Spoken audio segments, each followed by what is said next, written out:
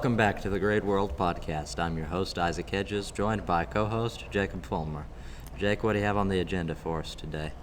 Today we're going to be talking about, is pressure a good thing? So we're talking about peer pressure, pressure that you feel at the job site. And then, of course, because this is another episode that we're doing here in St. Louis, part of the DECA Fall Leadership Conference, we're going to be spinning that into it as well. So we're going to be talking about pressure that you feel while you're in DECA, and is it a positive thing to have pressure while in DECA? So I know, Isaac, you'll have a lot of experience once we get to that. But I guess starting off with, is pressure a good thing overall for people to feel? What is your opinion, Isaac, on that?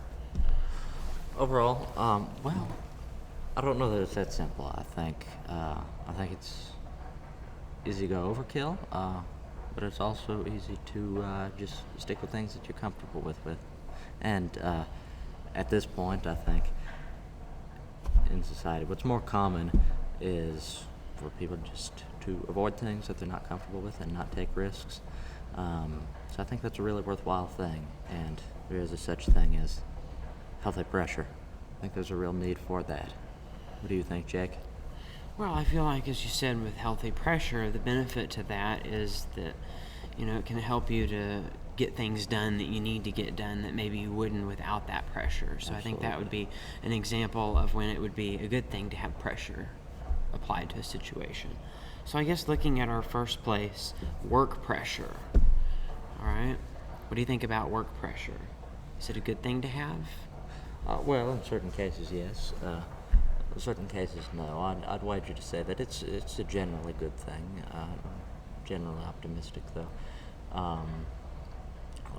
But I would say I think of that at least in terms of like climbing the corporate ladder, working hard, putting in those extra hours to get the promotion.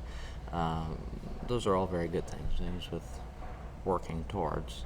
But I suppose on the other end, and that of course also depends partly on your employer.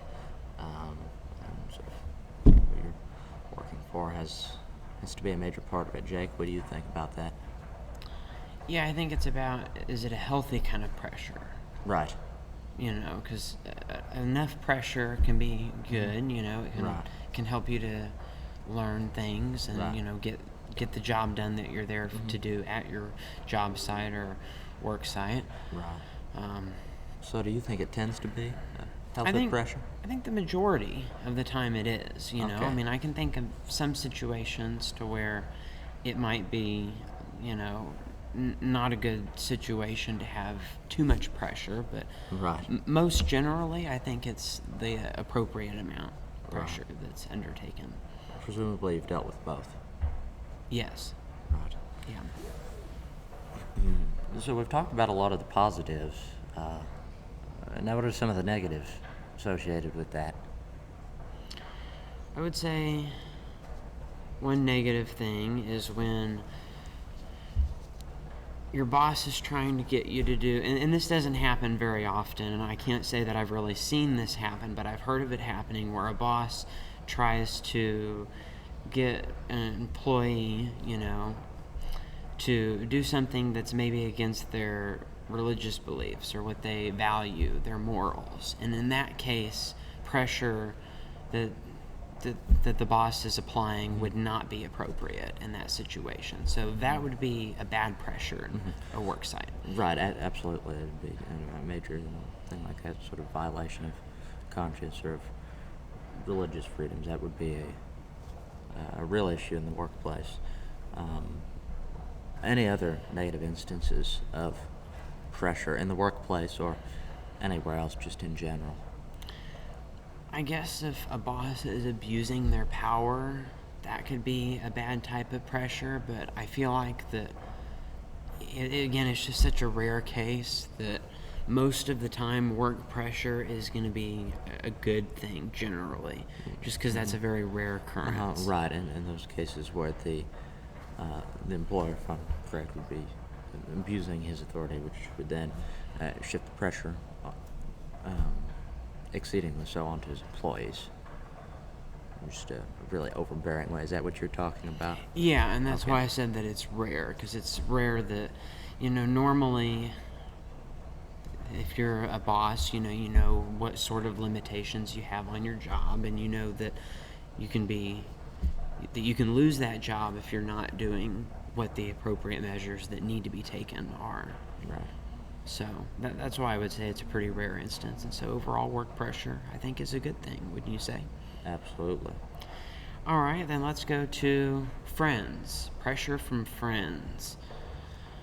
I feel like this might be on the more negative side, at least compared to work. I think work is, like 90% good, 10% bad. Right.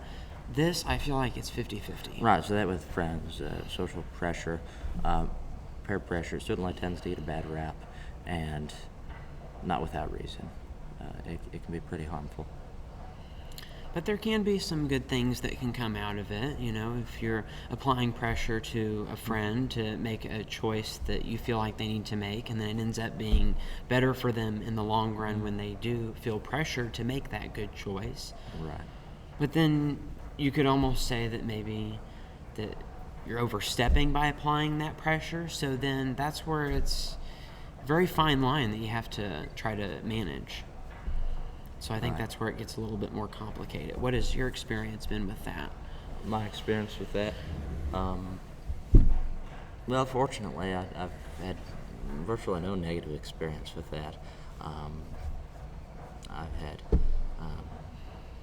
been fortunate enough to have some very good friends, and any time that they've pressured me to do something, it has, I would say, been in my best interest, and I'm glad that I took heed of that and actually responded to that pressure. I feel like it's made me a better person, and those are the sort of friends that you want to look for. I know you and I have been friends for some time. Yeah. I feel like we work together well on that front, and for the folks at home, I think that's really what you need to look for.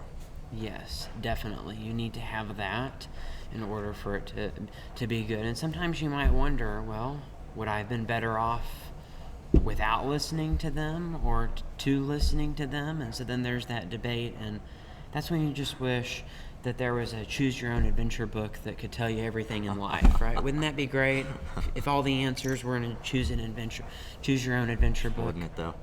Yeah, but then that would make things too simple, Right. So we've got to learn from choices that we make, and so we wouldn't really have that if everything in life was just, choose your own adventure, be a little bit too easy. Right. Especially if you could see the outcomes. Absolutely. It's just a flip ahead.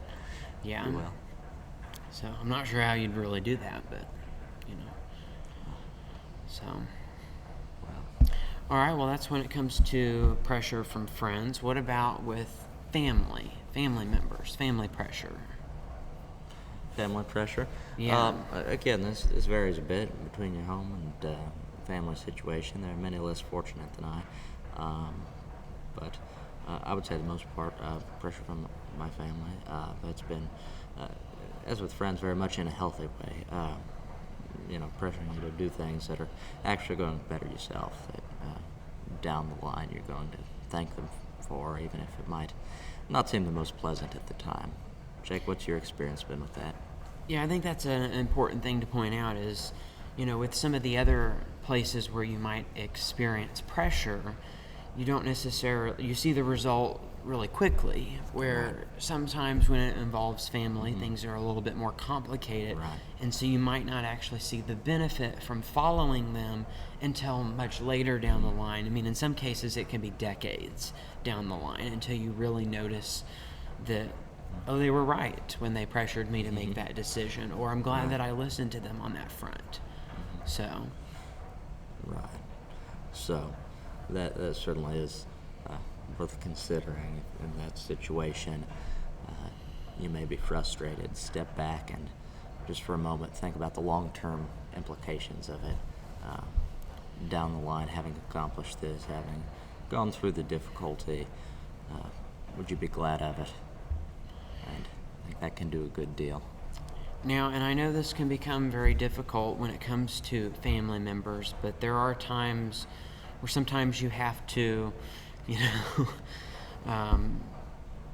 sometimes you almost have to recognize that they're not really leading you down the right path, or some family members are off the path just a little bit, Unfortunately, or they have really differing views, and for that reason they're giving you what they're giving you. right. Unfortunately, that does happen on occasion. Now, what do you think the best thing to do in that situation would be? I think it's important to listen, to listen to what they say, don't Right. just totally disregard what they're saying, even if it's total contrary to what you believe. Right. As tempting as it may be to disregard entirely. Yeah, you can't do that.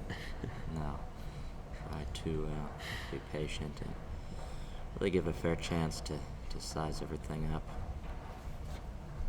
Yeah. What if a family member is trying to get you to do something that's against your religious beliefs? What do you think about that sort of pressure? That's where it gets more complicated, Absolutely. right? Yes, that would be a real concern. And if you ask me, that would be about the worst instance of it, would be violation of conscience. So I think it's one thing if it's, I don't know, something more trivial, like whether you're going to the zoo or the art gallery. You know, something less trivial than that, I think, would be a violation of conscience. It's one of those things mentally, I think, arguably, even more than something actually life-threatening. I think it would be much more difficult to live without a clear conscience than simply to die. So I would argue that would be the worst form of this sort of pressure. Yeah, I think even across all fronts, because it's a lot easier to tell, well, I mean, at least I think it would be a lot easier to express that you believe that a coworker's religious beliefs or moral beliefs are wrong versus a family member. It might Right. be because it might hit closer to home. Right, with a family member, naturally. Yeah. So I think that would make that sort of pressure really the worst kind of pressure that you can face. Right, absolutely. And as always, when you encounter or believe you're encountering this sort of thing, you of course want to step back and actually think about what this person has said. Really size it up before you get jumpy. Yeah. But again, don't cave or compromise your conscience here, because that does not do great things for a person. Would you say, Jake? Yeah, I think so. So if we put all of these different types of pressure, different places where we can feel pressure, which do you think has the most positive influence on us? Most positive influence. Work, friends, or family? What pressure do you think's the best to feel? Or what's more necessary for us to feel? Well, they all have an important place, but I would say that it begins with family. What would you say? I would say that too. I think that one will have the most powerful impact most of the time. Right. Depending on the situation, but most of the time, I would Right. say that. And if you have those familiar issues that we talked about, that in turn I think is going to make all the rest difficult, just as if you have a strong start with your family, healthy relationship to pressure on a family level, and then you can go out into the workplace and into the world making connections and friendships that are going to benefit you. You're going to receive pressure that's healthy, respond to it well, and be in your best interest. The family is integral to setting you up for all of that. Yeah. I think it is. So it's important to look at that. Right. Now, as far as pressure within DECA, how much pressure have you been under the past 3 years during competitive events? That depends on who you ask. It has been an excellent experience being in DECA. I've competed in a number of different activities. My most recent accomplishments with DECA, and the only reason I mention this is because it's something that I'm actually running for right now as District 10 Vice President. So if you're not familiar, in the Missouri DECA State Association, we have state officers or association officers. There's the state action team and the district vice president team. So district vice presidents are elected to head a district. The one that I reside in happens to be District 10, so the one I'm running for is District 10 Vice President, which happens to be a jurisdiction including 10 schools. Now, that involves, from the role of District Vice President, coordinating different things, competitions and events on a district level, and because this is also a state office, that involves relaying things between the local and state levels, communicating and scheduling, coordinating, all those things. So it is a considerable commitment, and certainly did require pressure. I had an excellent DECA advisor who encouraged me to do that. I'm glad that I did and served that office in the past year, and I look forward to running again. Today I will be giving my interview and caucus speech later tonight. Following that will be the election, so looking forward to that. And so, how much pressure do you have right now about the fact that that's going to be going on in less than 4 hours from now is when it's going to be starting? Well, I don't know what the best way to describe it is. It's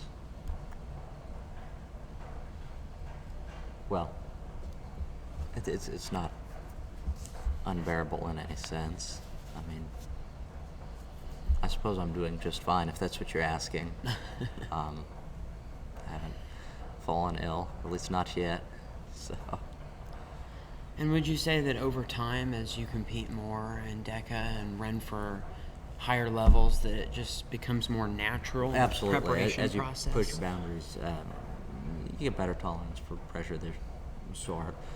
In this case, involves things like public speaking, which many people aren't comfortable yet. It's an excellent opportunity through DECA if that's something you're interested in. I really recommend checking that out.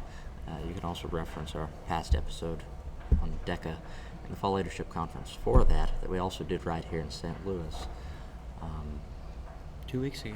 But as far as that goes, yes, there are a number of opportunities here, a lot of different things to expose yourself to new things, and certainly there was a time when it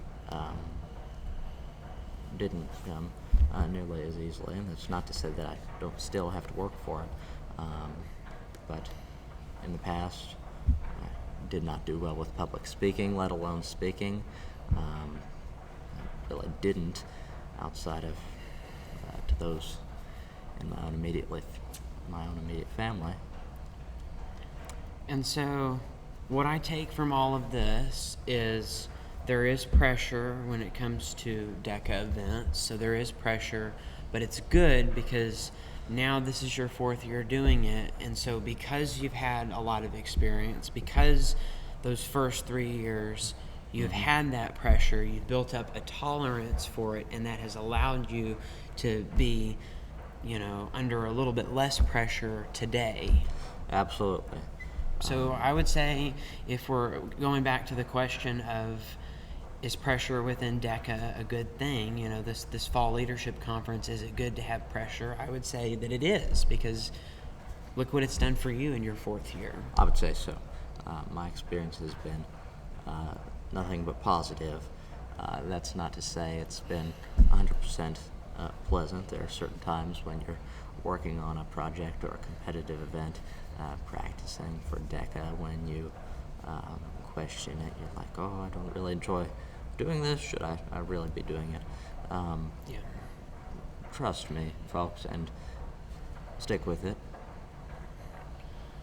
You'll be glad that you did. Now, I'm sure that there's 2 types of pressure that you're feeling right now. Obviously, what we just mentioned, but not too much, you said. But the second one is the pressure that you might lose this debate that we're about to start about which city was better in Missouri Boys State this past June. Probably feeling the pressure about that, aren't you? who's feeling pressure? I don't know. I guess we need to find out. So, I mean, pressure can be a good thing because it can lead to debates like this, right? Right. That's a positive of pressure. So, convince me that Crowder is better than the model city, the metropolis of Lindenwood University. Crowder is a better city. So just for a bit of background on this debate, for those who haven't caught any information on that, the past summer, my co-host here, Jacob Fulmer, and I attended the American Legion Missouri Boys State Program in St. Charles, Missouri. And essentially what that is a simulation of civic life that's set up in cities and counties, of course, in the state of Missouri, because the program is called Boys State. The cities are not named after actual cities. For example, the one that I was in was called Crowder. The one that Jake here was in was called Doniphan City. I think just by the sound of that, you may have an idea which was a more pleasant city in which to reside. But You mean the in one Crowder with the best City, park? In Crowder City, well, you haven't seen the Crowder City Park. Yeah, I didn't even know that it was there. It's a hidden gem. It really Hidden is. gem. It is. Oh. Yes. Is it still there? Do they still have it set up in Lindenwood? You'd have to find it. Yeah, I guess my city's gone too then. Well, I guess that means we really can't have a debate. I guess you'll just have to kind of interpret it on your own about what you feel. So, well, so if we go back to our main topic, is pressure a good thing or is it a bad thing? What do we overall think? Good, probably? Good generally in my experience. Yeah, I mean, there's certain situations where it won't be, but I think most of the time, I think it can be a good thing. Right. And it's positive. That's not to say that it is pleasant. Oftentimes it is not. But as they say, what doesn't kill you makes you stronger. Yeah. I think that's a really good closing statement to have here. Well, thank you. And with that, we conclude tonight. Thank you all for tuning in. Yes, and this Thursday will be our next episode. It'll be a Halloween episode, and that means that we're done here in St. Louis. We're going to be departing soon, and that's going to conclude our 3-episode series here for the DECA Fall Leadership Conference in 2024, again in St. Louis. That's right, so we thank you all in the audience for being a part of our journey here in St. Louis, listening to this series. If you didn't catch all of those episodes, you can find them on our YouTube channel for the Great World Podcast. We leave you with that. Until next time, Jacob Fulmer signing off. I'm your host, Isaac Hedges, for the Great World Podcast, signing off. Until next time, for the Great World Podcast and all of us at GWP International, good night and God bless.